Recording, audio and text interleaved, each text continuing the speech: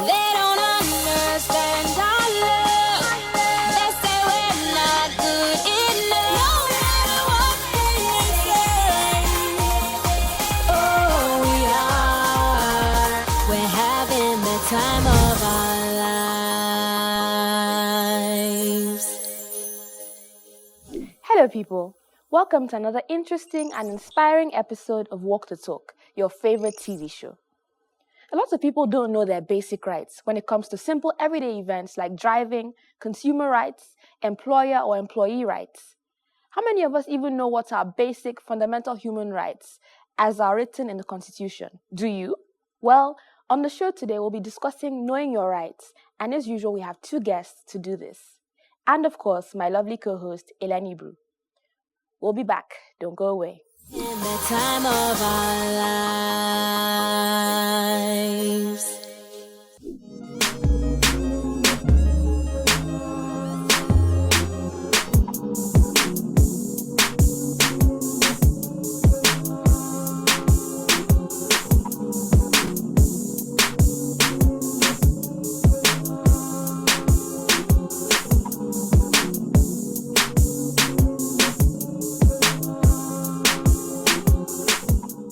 Dr. Jo Odumakin has over 25 years of experience in human rights work in Nigeria. Her wealth of knowledge in this field is why we had to have her here on the show with us today. Welcome. Thank you. Dr. My Odumakin. pleasure. Thank you for being here with Very us. nice to Great have to you. be here. Okay, so let's get straight to it. We want to discuss knowing your rights and why it seems, so difficult for Nigerians to be aware of their rights and also to enforce them. Knowing one's right is extremely important. But in our own climate, in Nigeria, a lot of our people want to agonize rather than organizing for change. And it's important we know our rights, because if we do not know our rights, we cannot enforce our rights. There are fundamental human rights, rights to life, dignity of life, freedom of speech, freedom of association, several, even rights to decent employment. Yes. And, casualization of workers. There are lots and lots of rights. People's rights continuously is being eroded. And our people fold their arms akimbo and they continue to agonize. But if we do not know our rights, we cannot enforce our rights. Enforcement of rights is paramount. In order for one, the question of the fact that our people have that notion that they are not concerned and they think that people should come from somewhere and help them enforce their rights. So when they have their rights eroded, they do not do anything, they keep silent. Few days ago, we had some people that were tortured to death because they stole 50 naira pepper. They were sodomized and dehumanized. And we are still at that point where they did not even know. Their parents and the rest were so much afraid and they could not come out. Unfortunately, we lost one Juliana, a 26-year-old girl, that they used bottles inside her, put pepper sticks, slash her breast, broke her 2 eyes because she stole 50 naira pepper. What can we say to people, Dr. Odumakin, to tell them that this country belongs to you? Exactly. Every penny that is disbursed is your yours. money. How do you get people to understand it? Because it almost seems as if they don't quite get the money issues, because it is vague. money issues, is not quite as it should be, because everyone always says, oh, it has to come from the top, it has to come from the top. Some will say, no, it has to come from the bottom and everything. How would you say, with your experience, where do we start? Top, bottom, the middle, sideways? How do we move forward? Because this is a situation now that we can all agree that everybody, It's frightening. everybody is, It's frightening. everybody's unhappy. And a nation that is unhappy, I personally do not see how it can move forward. Yes, I really think, to rightly put it, even those who are educated, those who are conscious of what is happening, you see that they look the other way and they expect the Messiah to come from somewhere in order to give them a leeway to what they expect. And I also think that this vicious circle, it is, if we are doing the same thing the same way and expect result, it's called madness. And I think that also that our lives begin to end the day we keep silent about things that matter. Yes. So in having that change is not like a 100 meters race where we start and we get to our destination. It's a gradual process, but I think that it's been overstrained. That change, I think that it has to do with those who are below, who you see the signature of hunger written all over their faces. You should start from the scratch. All of us have to be conscious of the Father. We don't have any other place except Nigeria. And this Nigeria, things must be done right. I travel outside the country and I see things being properly done. In our own climb, people will queue at the airport. You see somebody will bring a bag and go the other way. No, decency. And I also think that when somebody does the wrong thing, that person should be given leprous treatment. Yes. But when somebody else, all others will have to also applaud. Yes. And that person is emboldened. So this change that we all desire, I think, is the responsibility of all of us. Right from those who don't even know, we try and educate them. Let them be conscious of their rights. Let them walk the talk. Let them know that no other person is going to come in order to make things better. And then apart from that, the middle class, during the fear scarcity, we said people should sit at home. When people saw me, they were hailing me. Come back tomorrow. Some of them from their doors, they won't want to come out. They will think it's your responsibility to be in the sun, to be in the rain, to start telling them that fuel must be sold at what is affordable.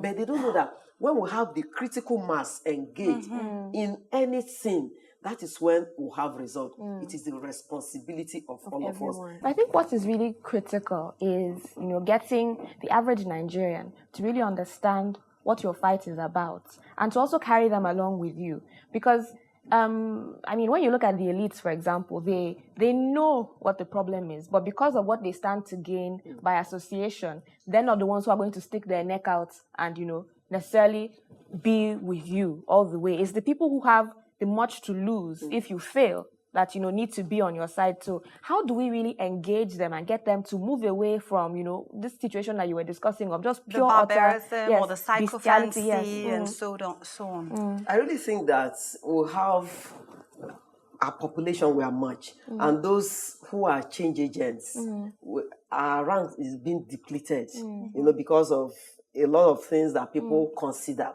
And the thing is just like dropping a cube of sugar in an ocean. We have tried several times in terms of enlightenment, education, even leafleteering, transcribing in the local dialect. We have even had to take drama, to marketplaces, to motor parks, because our people, they don't like to read. Some of them can't even get to view TV.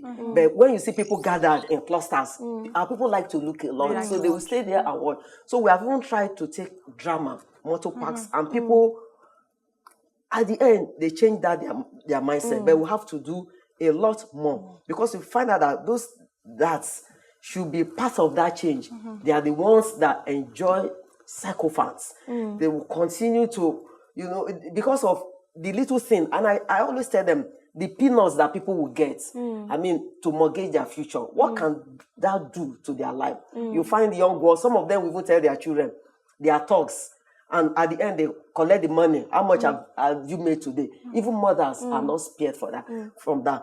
So let us all join hands together, see how we lift this country and stop selfish tendency and also stop being hypocritical over massaging and over bloating the image of people who should become relics of our historical past. Thank you so much, Dr. Odumakin, for coming here to shed some more light on this issue, because as you said, it pays to do the right thing and to do good always. You've been honored by people and in places that you did not necessarily expect. So, viewers, take a cue from Dr. Odumakin. My pleasure, and I want to applaud you for these giant strides. Thank you very much. Thank you. Let's take a brief commercial break, and we'll be right back. We're having the time of our lives.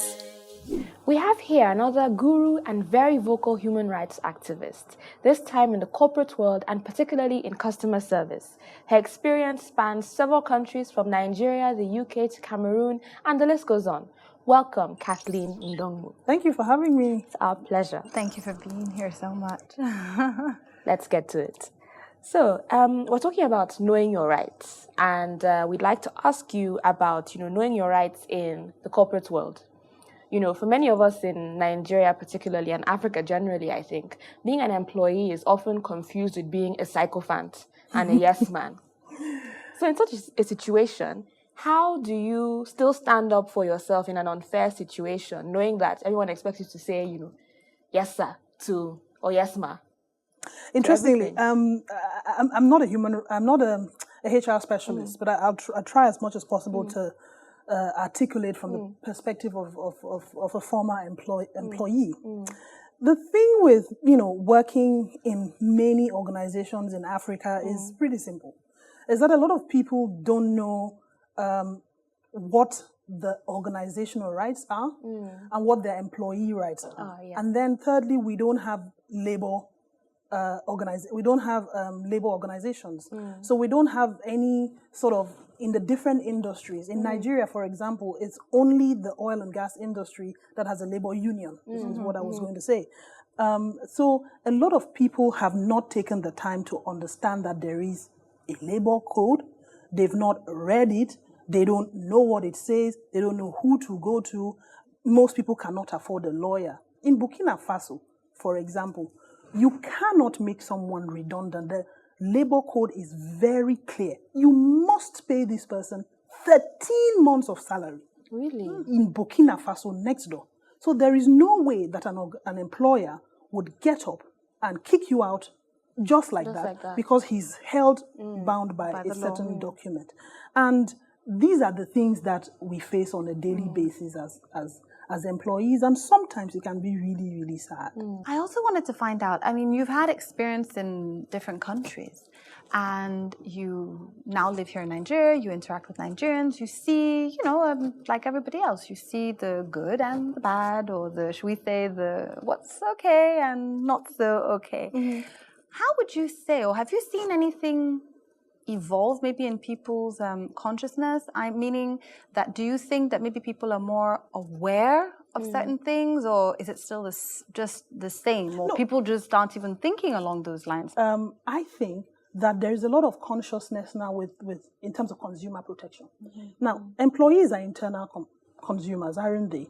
And customers are external consumers. So what has happened is a lot of people have begun to seek information from the Consumer Protection Agency, and there is one in Nigeria. And because there's more and more information online, which is accessible, so that's the problem with human rights. When you have no access, then it's difficult to get educated, and then it's difficult to know, and then it's difficult to implement. So a lot of people now have access. The Consumer Protection Agency has a website with some form of information. The National Labor Union, after what happened in 2012, a lot of people started asking questions. Should they defend me? Should they speak on my behalf? So a lot of people are beginning to find out this information and empowering themselves, even if, society will not come and educate and empower us. People are taking it very personal. So obviously there's been a lot of talk about, Gen Voices, and it was very exciting for a lot of people because I think it's a bit of a novelty in Nigeria, especially when I know backstage or Offset, I'm not a thespian, Offset, we were talking about how in the media today, you don't unfortunately find a lot of programs that can be both entertaining and engaging.